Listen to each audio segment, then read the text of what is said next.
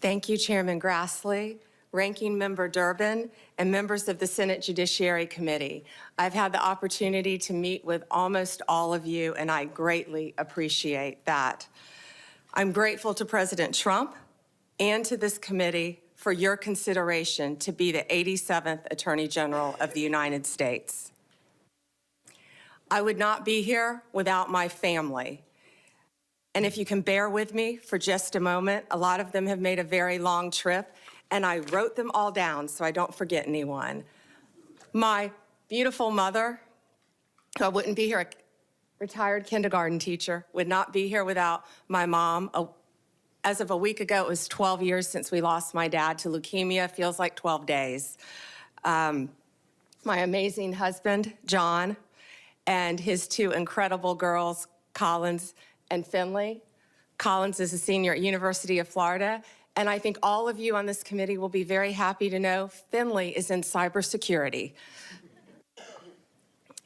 There's a third who is traveling abroad. I wish she could be here. My amazing father-in-law, David, my sister, Beth, my brother-in-law is home with my niece, my nephews, if you could just raise your hand, Evan, Jake, and soon-to-be niece, Savannah. My brother, Brad, a brilliant lawyer, my sister-in-law, Tandy, and my nephews, Justin, who just got a 4.0 at UVA, Rex, great college tennis player, Brad, great tennis player. Is Rhea here? And my niece, my beautiful niece, Rhea, and the little guy is in school because he's 10. My friends, Leslie, Kathy, Dina, Tiffany, Kim, Paula, and so many of my former coworkers.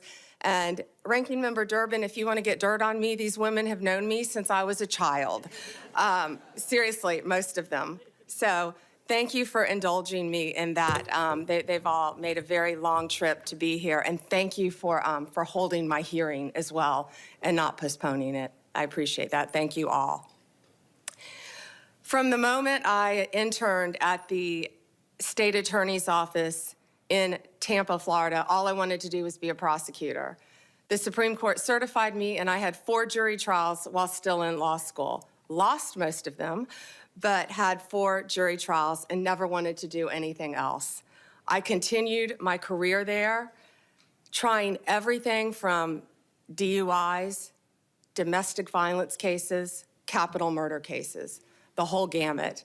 I became a lead trial attorney in courtroom every day, trying career criminals, was deputy chief of a division, and then ultimately was felony bureau chief, and eventually left to become Florida's 37th Attorney General for the state of Florida.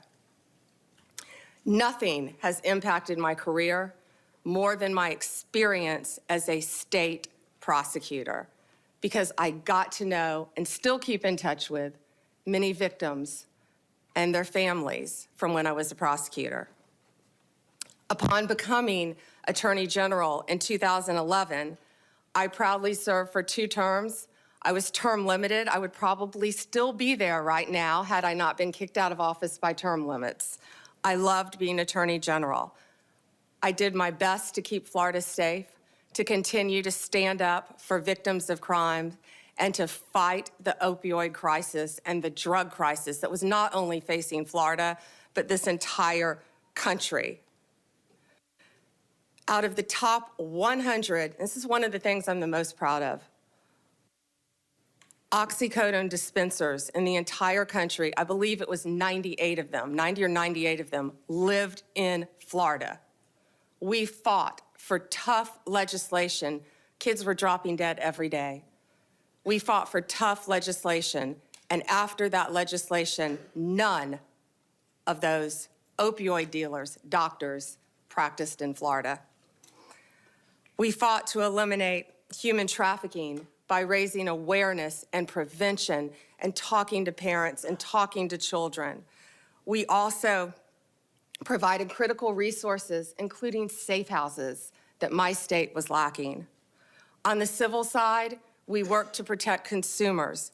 We tackled everything, including off-label prescription marketing, which affects, as you know, many people who can't afford prescriptions as well.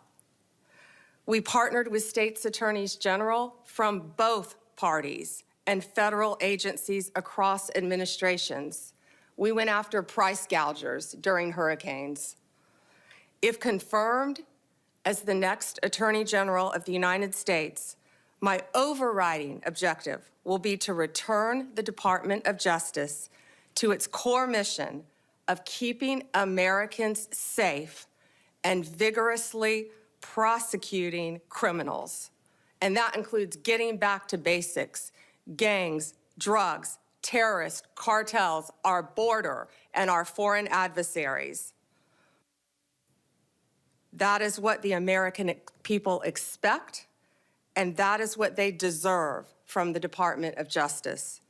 If confirmed, I will do everything in my power, and it will be my great responsibility to make America safe again.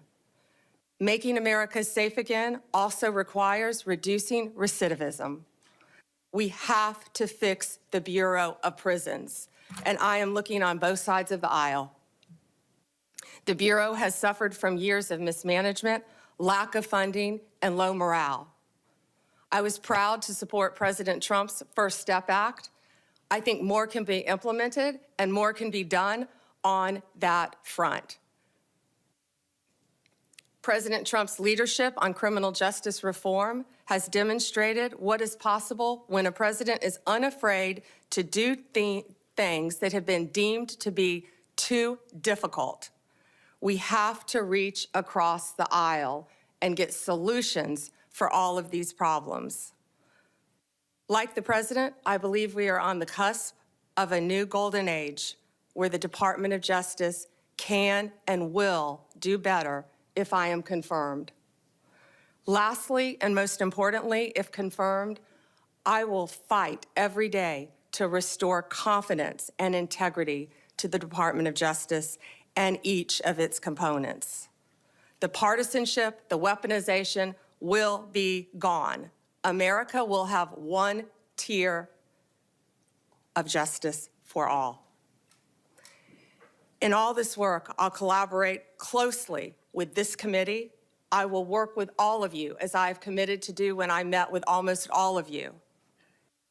And I will partner not only with the federal agencies, but with the state and local officials throughout our great country. I look forward to answering your questions today and working together for this country and our Constitution. Thank you, Senators.